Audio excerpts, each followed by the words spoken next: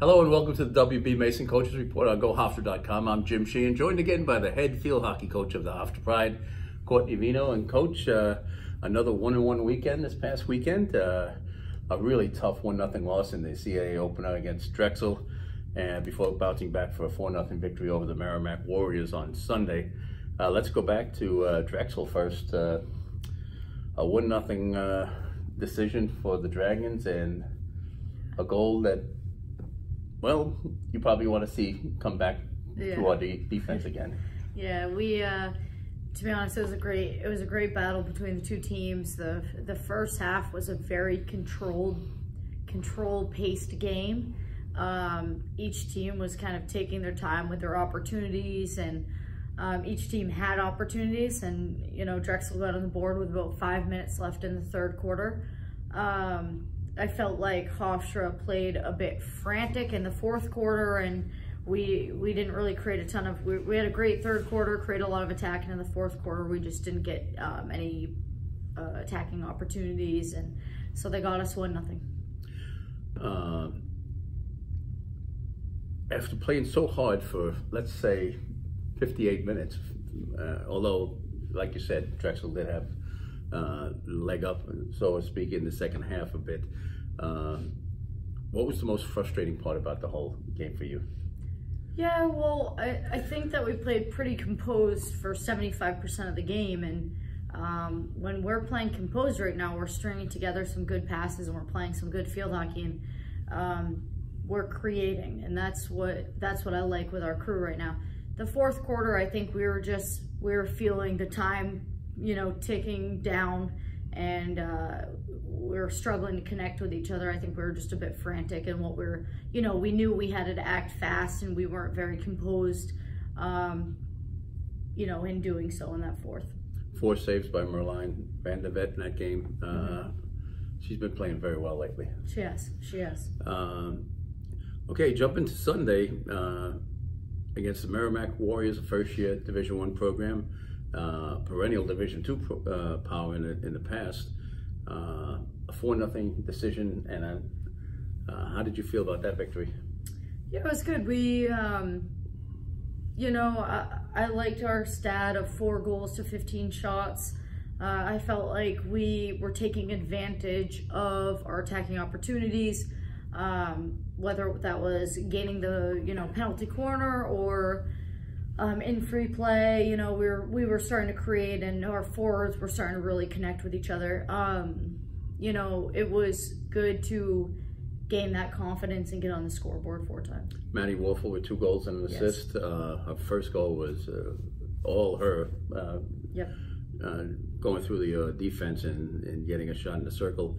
And then the second goal was off a rebound in front of the goalie, actually behind the goalie it was. And then Juna wrapped up things with a goal off a penalty corner.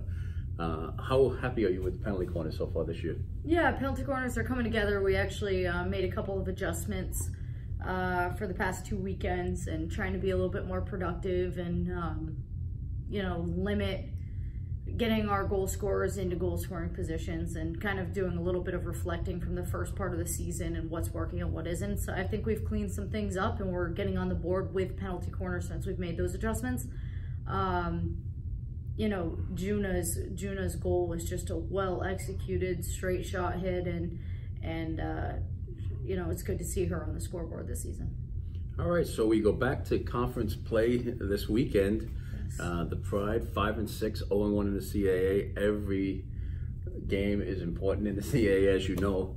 Cami Lawson with 6 goals and 1 assist now. Maddie with 5-2, and Juna coming up 1 goal and 3 assists. And Merline has a 1.83 goals against average, 754 save percentage. Pretty good numbers for a freshman. Yes. But coming up this weekend on the road in Virginia, William & Mary Tribe and the James Madison Dukes. William & Mary Friday night at 6 o'clock at Busch Field. James Madison Sunday at noon at the JMU Field Hockey Complex. William & Mary 5-5, 1-0. Coming off a 5-2 victory over James Madison. Well, 2 games ago. They had Georgetown before that. After that 7-2 win over the Hoyas. What have you seen in the film on William and Mary? Yeah, well, William and Mary's, you know, they're getting better every game this season, and they've both teams, William and Mary and JMU, are playing some strong opponents and hanging with them. So it's William and Mary's going to be strong, and I just want us to continue focusing on what we've been focusing on and connecting with each other and taking advantage of our attacking opportunities. And I'm hoping we can create those with some speed and transition this weekend. And they have some offensive power with Woodard Hooper and Christy Vanderkamp.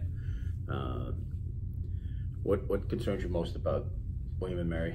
Yeah, well, you know, last year, you know, that team felt what it was like to get some success and win the conference. And when you have a team and they have a lot of returning players that were on that squad,